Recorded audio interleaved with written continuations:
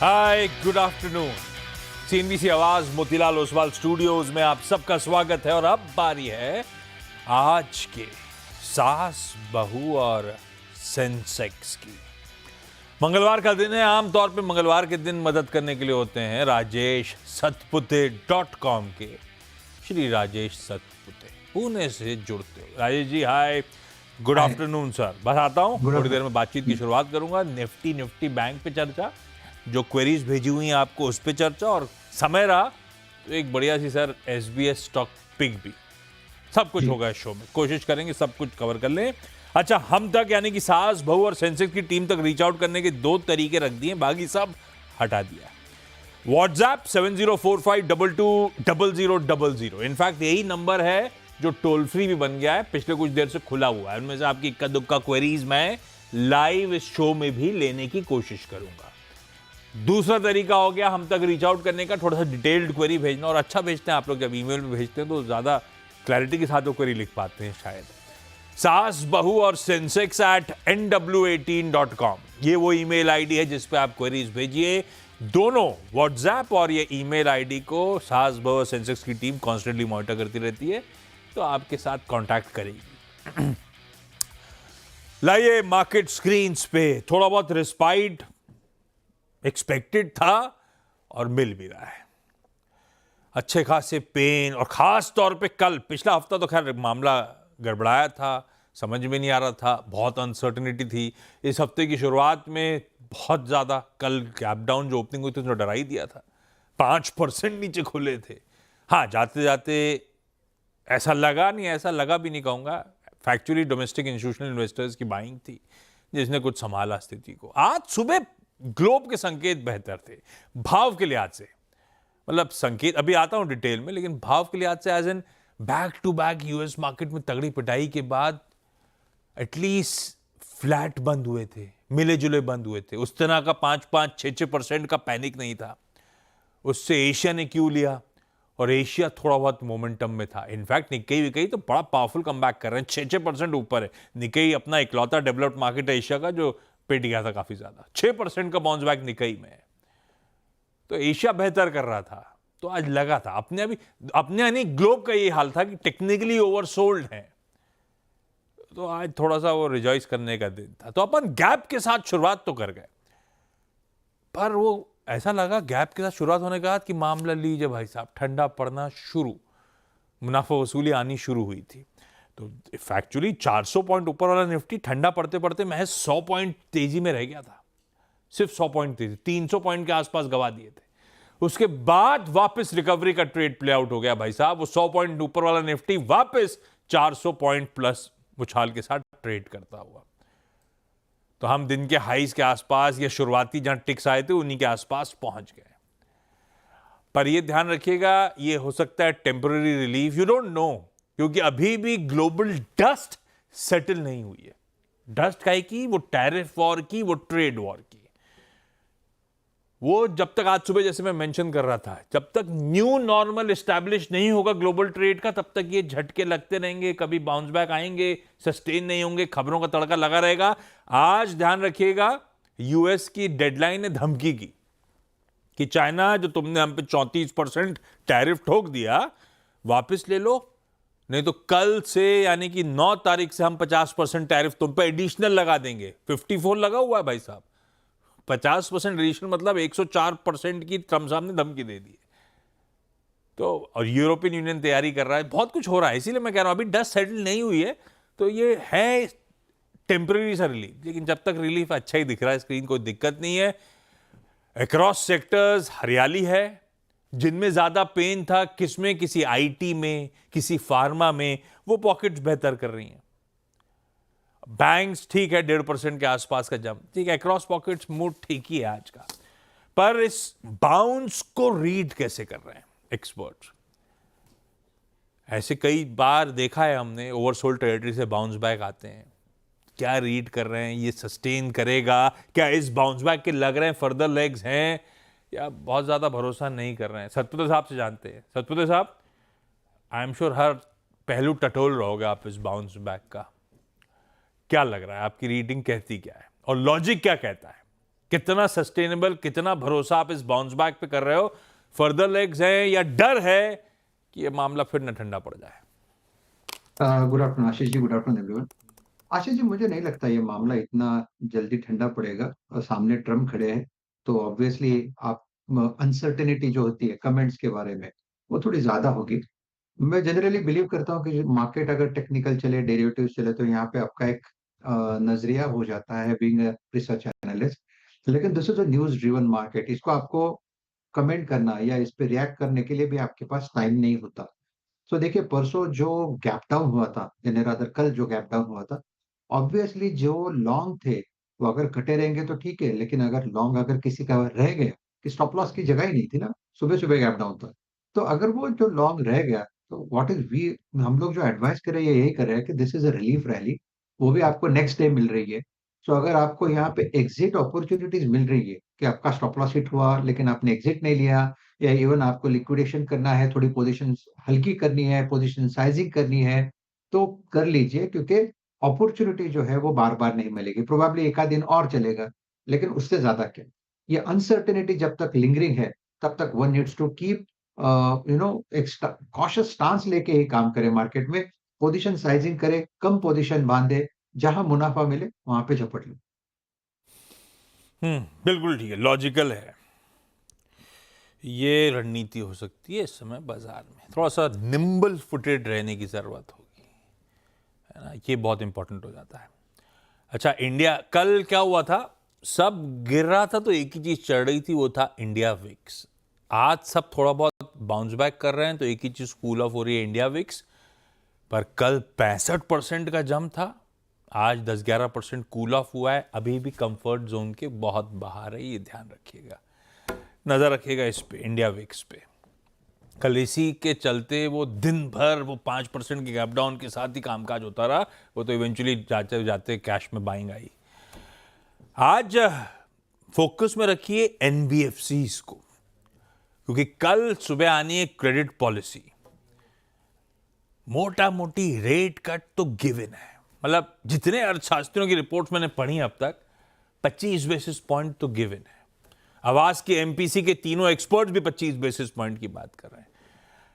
कुछ लोग दबी जबान में एक आउटसाइड चांस की बात कर रहे हैं कि 25 प्लस का भी हो सकता है। मुझे नहीं पता, देखते हैं। एमपीसी 3 दिन की बैठक कल खत्म होगी और गवर्नर साहब की 10 बजे सुबह प्रेस कॉन्फ्रेंस हो रही होगी, संबोधन हो रहा होगा, क्रेडिट पॉलिसी का अनाउंसमेंट हो रहा होगा। देखते हैं क्या होता है। सरकारी बैंक उससे पहले एक्शन में है। और दूसरी चीज एनबीएफसी, श्रीराम फाइनेंस किस पर उठाइए, चोला इन्वेस्टमेंट उठाइए, सब देखिए, एमएनएम फाइनेंशियल उठाइए, एलएनटी फाइनेंस उठाइए, सब मेरे ख्याल से 4 से 5% की मजबूती के साथ आपको ट्रेड करते हुए नजर आएंगे। मूड बदला, पॉलिसी से एक्सपेक्टेशंस बंधी हुई है, उसका फायदा मिलता हुआ इस पूरे स्पेस को। खैर, ये सब पे बातचीत करता रहूंगा मैं आगे। अपन सवाल जवाब के सिलसिले की तरफ बढ़ रहे हैं। कोल्हापुर जाना है, ग्वालियर जाना है और बेंगलुरु जाना है। इनफैक्ट मुझे बताया जा रहा है मुंबई से जो फोन लाइन में एक फोनर भी लेंगे हम लोग, ठीक है, वो आगे लूंगा। कोल्हापुर से सुप्रिया सुभाष जुड़ती हुई। सुप्रिया मैम, हाय, गुड आफ्टरनून। सुप्रिया मैम, क्या करते हो कोल्हापुर में? कब से स्टॉक मार्केट से जुड़े हो सुप्रिया मैम? 4 साल से। 4 साल से। और अब कुछ खुद की स्टडीज चलती हैं या स्टॉक कैसे डिसाइड करते हो सुप्रिया जी? गुरुकुल का मैंने एफएनओ किया था सेशन 2 का। हाँ, उसके बाद थोड़ा चला, जो पढ़ा था उसको इम्प्लीमेंट करना शुरू कर दिया, ऐसा? हाँ, शुरू कर दिया था थोड़ा थोड़ा, लेकिन कुछ ज्यादा समझ में नहीं आया, इसलिए 1.5 साल से शांत थी, कुछ किया नहीं। अभी फिर से चालू किया है और पहली बार आया है, तो इसलिए गुरुकुल का एफएनओ वाला पार्ट आपने अटेंड किया हुआ है? ओके, सेशन किया था मैंने। सेशन अटेंड किया हुआ है, गुड, ठीक है। सुप्रिया मैम, पहला सवाल सतपति साहब के लिए कौन सा? मैंने 2-4 दिन पहले कहा था कि ITDA स्टॉक्स नहीं, समझ में नहीं आया, किसने कहा था? नहीं कहा। यार सुप्रिया मैम को रीपैच करो डॉक्टर साहब, या तो मुझे ही समझ में नहीं आ रहा। सतपुर साहब आपको समझ में आया क्या? नहीं नहीं नहीं, आवाज हाँ कुछ नहीं, रीपैच प्रॉब्लम। करो सतपुर साहब, सुप्रिया मैम को डॉक्टर साहब, फिर जाऊंगा, नहीं तो ऐसे मजा नहीं आएगा। इस बीच लीना जी के पास चला जाए। लीना नारंग ग्वालियर से जुड़ती हुई। लीना मैम नमस्कार। कैसे हो आप? लास्ट मुलाकात के बाद अब तक क्या हालचाल? बढ़िया सर, आप तो ग्वालियर आ रहे थे सर सास बहू का मंदिर देखने।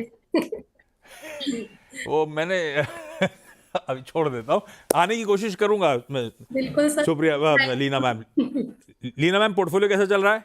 बढ़िया सर, बढ़िया सर। दो हाँ क्वेरीज है मेरी, हाँ, 2 क्वेरीज है सर। पहली कौन सी?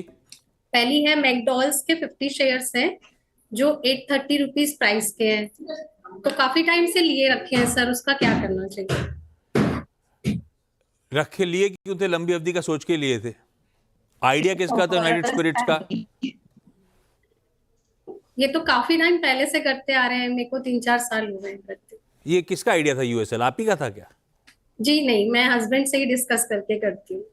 हस्बैंड को क्यों पसंद आ रहा था यूनाइटेड स्पिरिट्स? सर वो तो शेयर मार्केट के शौकीन है सर। इनके बर्थडे पे इनकी हाँ। सिस्टर इन लॉ ने केक भी इनको शेयर मार्केट का बना के दिया था।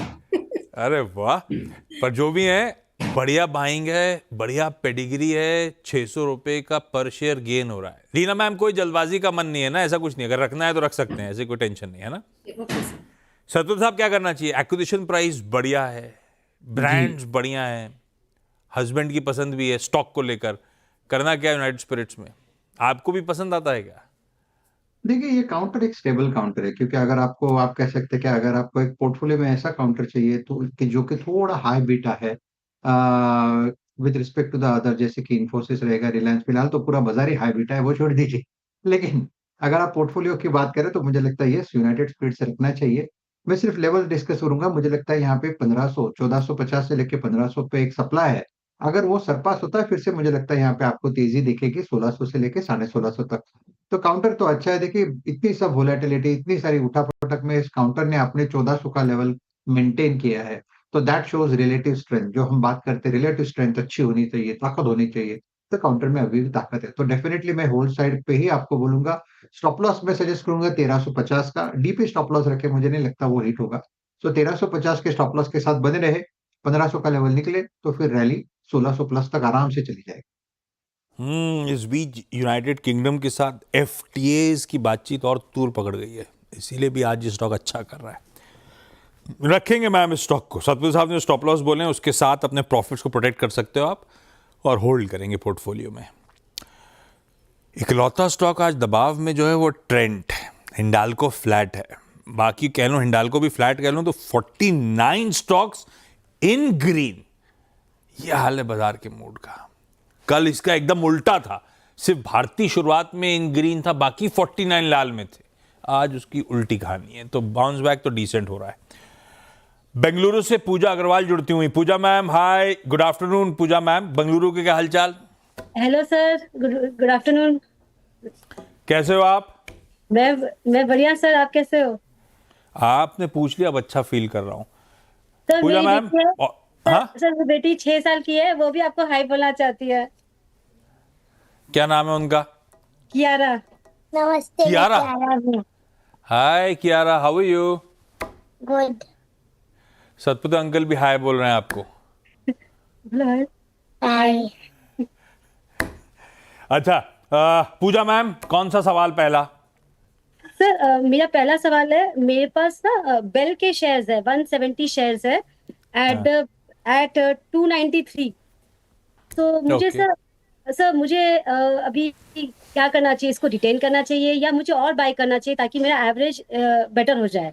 नहीं, क्यों लिया था? ट्रेडिंग का लिया था, मामला फंस गया, या सोचा है लंबी अवधि के लिए? सर मैं ट्रेडिंग में ज्यादा वेंचर आउट नहीं करती हूँ, मेरा इन्वेस्टमेंट ही पर्पस है। भारत इलेक्ट्रॉनिक्स लॉन्ग टर्म के लिहाज से सतपुत साहब सही स्टॉक चुना है क्या लंबी अवधि के लिए? और अगर और ऐड करना हो तो सही स्तर कौन से हैं? आशीष जी, देखिए, स्टॉक तो डेफिनेटली अच्छा है, ब्रीड अच्छा है। फिलहाल बाजार में प्रॉफिट टेकिंग है। आप कह सकते हैं कि आपको ऐड ही करना है, then you should wait for the dip. तो डिप कहाँ तक? मुझे लगता है बीएल 250 के आसपास, 250 से 240, ये एक रेंज है जो प्रोबेबली इस वोलेटिलिटी में आप देख सकोगे। तो अगर इस करेक्शन में आपको कहीं ये 250 के आसपास मिले तो फिर आप ऐड कर लीजिए। ओके, ऐड करने वाला स्टॉक, पोर्टफोलियो में रखने वाला स्टॉक सही चुना है मैम आपने। फंडामेंटली भी स्ट्रांग कंपनी है। सुप्रिया मैम से होपफुली अब बढ़िया तरीके से बातचीत हो पाएगी। सुप्रिया मैम, आवाज आ रही है मेरी? हाँ, आ रही है। परफेक्ट। अच्छा, एफएनओ गुरुकुल में जब जुड़े थे आप, तो उसमें तो अगर कुछ समझ में नहीं आया था तो क्वेरीज, सवाल उठा सकते थे, रेज कर सकते थे, हर सेशन के बाद समय दिया था। और आपके पास तो रिकॉर्डिंग आई होगी, देख रहे हो वापस जा जाके, समझने की कोशिश कर रहे हो उसको आप? हाँ, समझने की कोशिश तो कर रही हूँ। कुछ प्रॉब्लम हो तो उन्होंने जो कहा है उसकी तरह करने का प्रयास तो करती हूँ मैं। ग्रेट। सुप्रिया मैम, इससे पहले आवाज गड़बड़ानी शुरू हो गई, आप तो सवाल दाग दो। कौन सा है पहला? मेरा सवाल है, IREDA के मैंने 100 शेयर लिए थे 175 की रेट पर, और 55 शेयर लिए थे 167 पर। औसतन मेरे सामने आ रहा है इसके- 168 170 का परचेज प्राइस, ऐसे पकड़ लूं? हाँ, और ये लिए क्यों थे? हस्बैंड साथ में बैठे हुए हैं? नहीं, मेरी शादी नहीं हुई है। अच्छा, किसी की आवाज आई। ओके, सुप्रिया मैम, नहीं नहीं। ओके। क्यों लिए? ट्रेडिंग वाला आइडिया था या लंबी अवधि के सोच के लिया हुआ है? लंबी अवधि की सोच से लिया है, लेकिन ओके, अभी पता सतपुर नहीं साहब। चल रहा है कि रखूं या क्विट कर दूं, क्योंकि वो तो 20 पॉइंट्स नीचे गया है। 20 इतनी रुपीज। जल्दी घबराने का नहीं है, यहाँ पे तो लोगों की वाट लगी पड़ी है, आपका तो सिर्फ 13 रुपए नीचे चल रहा है। पर अपन एक्सपर्ट एडवाइस ले लेते हैं। सतपुर साहब, इरीडा। जी, आशीष जी, देखिए काउंटर अच्छा है। मुझे लगता है ये करीबन 300 इसका जो टॉप बना था, वहां से करीबन आप कह सकते हैं कि 140 तक का एक करेक्शन है। सो प्रोबेबली ये 140 से लेके 160 में थोड़ा बहुत लिंगरिंग करेगा, थोड़ा बहुत कंसोलिडेट करेगा, लेकिन इवेंचुअली यहाँ से एक मूव मिलना चाहिए। ये मुंह कहाँ तक आएगा? 180 से लेके 190 तक का पहला पड़ाव होगा। आई थिंक उनकी जो एग्जिट है वो करीबन करीबन इसी रेंज में है। तो इतना तो लग रहा है कि यहाँ पे एग्जिट मिलेगी, आपको लॉस बुक करने की जरूरत नहीं है। लेकिन अगर आपने शॉर्ट टर्म बेसिस पे लिया है कि मैंने सिर्फ एक ही महीने रखना है, ज्यादा उसको देखना नहीं है, फिर आई थिंक आपको जहां एग्जिट मिले वो रहेगा 160 165। अगर उस लेवल के आसपास आपको शॉर्ट टर्म के लिए एग्जिट मिलता है तो वो भी आप प्रीफर कर सकते हो, क्योंकि एग्जिट में आपको बेसिकली जो मैंने जो पहला व्यू रखा था वो ये था कि चलो ये सब खत्म हो जाएगा और यहाँ से एक रिलीफ मिलेगा, लेकिन अगर नहीं मिला, अगर मैं गलत हुआ तो इसलिए मैंने आपको कहा कि आपको सेकंड व्यू मैंने दिया 160 165 का। आपको अगर एग्जिट मिले तो एक बार ले लीजिए। अगर इस प्रेशर के सामने ये दबेगा तो फिर मुझे लगता है ये फिर से रिटेस्ट करेगा 140 से लेके 135। तो प्रोबेबली अगर बाजार थोड़ा संभलता है फिर हम फिर से सोचेंगे, लेकिन एग्जिट किए तो ज्यादा बेहतर होगा शॉर्ट टर्म बेसिस पे। मुंबई से फोन लाइन पे तमन्ना जी जुड़ती हुई। तमन्ना ma'am, hi, good afternoon. hello. Tamannaah ma'am, Very good afternoon. How are you? बिल्कुल ठीक। तमन्ना मैम, आप कैसे हो? मैं ठीक ठाक हूँ. सवाल Happy कौन सा है Tuesday. Tamannaah ma'am? So basically, Happy I bought Tuesday. JT's Tuesday? shipping अच्छा, at हाँ जी, shipping. 1211 back in October. I have 460 shares. And मैं तब से अटक गई हूँ. 1201 की परचेज प्राइस। हाँ जी, तमन्ना मैम, ट्रेडिंग के लिए approximately. लिया था या सोचा था कि लॉन्ग टर्म के लिए अच्छा बेट होगा? ये मेरे साथ ऑफ्टन होता नहीं है, but actually मैंने like I bought it for a short term only. I bought it for maybe 1 month, 2 months, maybe even the same day intraday style. But unfortunately वो मेरा थोड़ा सा लॉस हो रहा था उस टाइम पे, so I decided to get out of it. But I waited, and वो उसके बाद it sank. So then I had to stay on because I didn't want to make a huge loss. नहीं, तगड़ा हुआ है। 1500 रुपए का हाँ जी. स्टॉक था, 850 पे खड़ा हुआ है और अभी भी। सतपुते साहब, तमन्ना मैम, सतपुते साहब अंग्रेजी में बोलेंगे कि हिंदी बोलेंगे तो समझ जाओगे आप ना? हाँ जी, बिल्कुल, एब्सोल्युटली, नो प्रॉब्लम. हाँ, अपने तो तंग है, सतपुते साहब तो फिर भी बोल सकते हैं। खैर, लेकिन सतपुते साहब, इशू ये भी है कि इस समय ग्लोबल टैरिफ और ट्रेड वॉर के बीच में शिपिंग कंपनीज के लिए थोड़ा सा सरदर्द बढ़ रहा होगा। क्या करना चाहिए? जी शिपिंग में ऑलरेडी लॉस हो रखा है तमन्ना को। जी जी, देखिए अनफॉर्चुनेटली एंट्री थोड़ी सी हायर साइड पे है। अगर आप चार्ट देखो तो लगता है कि 800 के आसपास इसका 200 वीक्स मूविंग एवरेज है। तो ये जो करेक्शन करीबन 1500 के लेवल से शुरू था, ये 800 के आसपास absorb होना चाहिए। देखिए ये रही बात टेक्निकल्स की, लेकिन अगर सामने जो ग्लोबल हालात दिख रहे हैं उसके सामने अगर ये 800 का लेवल टूटा तो पेन बढ़ सकता है। इन दैट केस प्रोबेबली आप से भी बदतर लेवल भी दे सकते हो। तो one needs to be very cautious at this level. अगर आपको रखना है तो, क्योंकि आपने कहा कि आपको 8 से 1 साल का व्यू आप अगर रखें तो क्या 750 का एक स्टॉप लॉस डाल दीजिए, 750 के स्टॉप लॉस के साथ बने रहे। अगर ये 950 और 1000 का लेवल पार करे, ये पूरा जो अनसर्टन माहौल है अनसर्टेनिटी का, अगर वो भी सेटल होता है और ये 800 और 950 में सेटल होता है, गिर जाता है, तो चांसेस बनते हैं कि 950 का लेवल निकलने के बाद ये आपको करीबन 1200 का लेवल निकाल दिखा दे, जहाँ पे आप एग्जिट के बारे में सोच सकते हो, या probably you can call us back again. But at this moment, I think this is not a level to exit, but you can take your chances, और आप थोड़ा सा स्टॉप लॉस रख के थोड़ा सा देख लीजिए, परखे कि क्या होता है। लेकिन चार्ट देख के लगता है कि काउंटर फिलहाल बॉटम पे है, लेकिन इसमें मंदी अभी तक क्लियर नहीं है। अभी तक मंदी आप कह सकते हैं कि पूरी तरह से निकली नहीं है। तो one is to be little cautious, but yes you can hold looking at the chart.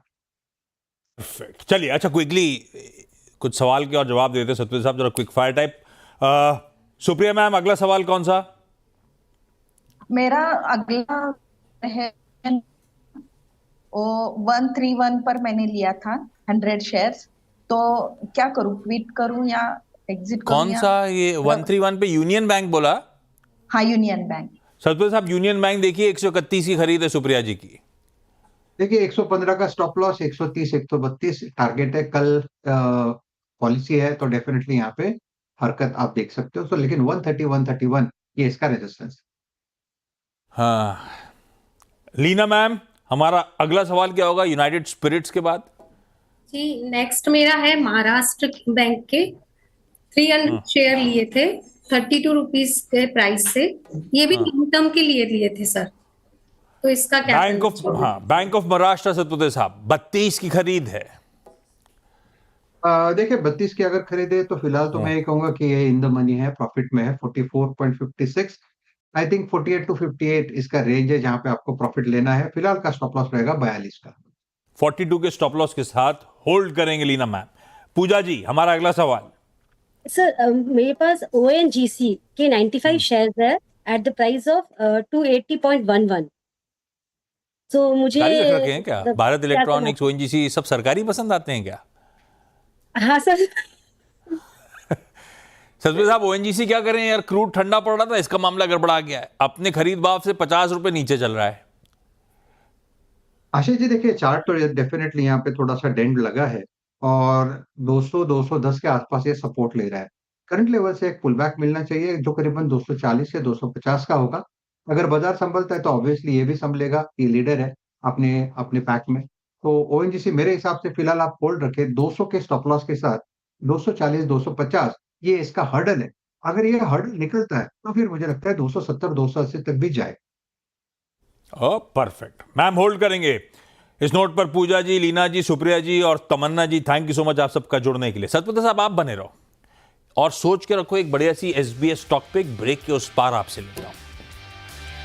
आप सबका स्वागत है। निफ्टी एक बार रख देता हूं स्क्रीन पे। 500 पॉइंट 22,650 की ट्रेजेक्टरी पर इस समय कामकाज करता हुआ 7:1 एडवांसेस के फेवर में, तो ठीक है, अच्छा डिसेंट बाउंस है। ऐसे में सतपति साहब से जाना चाहे उनका preferred pick SBS stock pick. Satpathy साहब कौन सा? आशीष जी देखिए आज जो है वो मुझे लगता है एक डिफेंसिव प्ले अच्छा चल रहा है, जैसे कि ब्रिटानिया, HUL, कोलगेट। बहुत ज्यादा मोमेंटम फिलहाल आप देखो तो मिड कैप्स में बना है, लेकिन वो एक रिलीफ रैली है। तो कुछ अगर ठोस चाहिए तो एक HUL अच्छा लगता है, एक पिडिलाइट अच्छा लग रहा है। सो अगर दो में से एक चुने then definitely I would like to go long in Pidilite, क्योंकि यहाँ पे क्रूड का फैक्टर है। मैंने थोड़ा स्विच किया HUL से पिडिलाइट गया मैं, क्योंकि पिडिलाइट में मोमेंटम मुझे अच्छा मिल रहा है। 2900 के स्टॉप लॉस के साथ पिडिलाइट बाय करें। अगर हम सही ठहरे तो 2980 से लेके 3000 तक का स्विंग यहाँ पे मिलेगा। पिडिलाइट है एक प्रिफर्ड पिक, 3% के आसपास के उछाल के साथ कामकाज करता हुआ पिडिलाइट हुआ, पेंट स्टॉक्स हुए, OMCs हुए। दिक्कत जब से शुरू हुई थी, क्रूड भी करेक्ट हुआ था और ये स्टॉक्स काफी तक रेजिलिएंट थे, क्योंकि ये सब डोमेस्टिक डिमांड ड्रिवन स्टोरीज थी और ऊपर से क्रूड हल्का हो रहा था, जो ये सब इनपुट के तौर पे क्रूड या क्रूड के डेरिवेटिव्स का इस्तेमाल करते हैं, तो ये स्वीटर स्पॉट पे आते चले गए। लीजिए 50 में से इकलौता स्टॉक जो ठंडा पड़ा हुआ था ट्रेंट, वो भी अब इन ग्रीन के शेड में, तो 50 के 50 स्टॉक्स हरे में कामकाज करते हुए, लेकिन सबसे ठंडा उसमें ट्रेंट।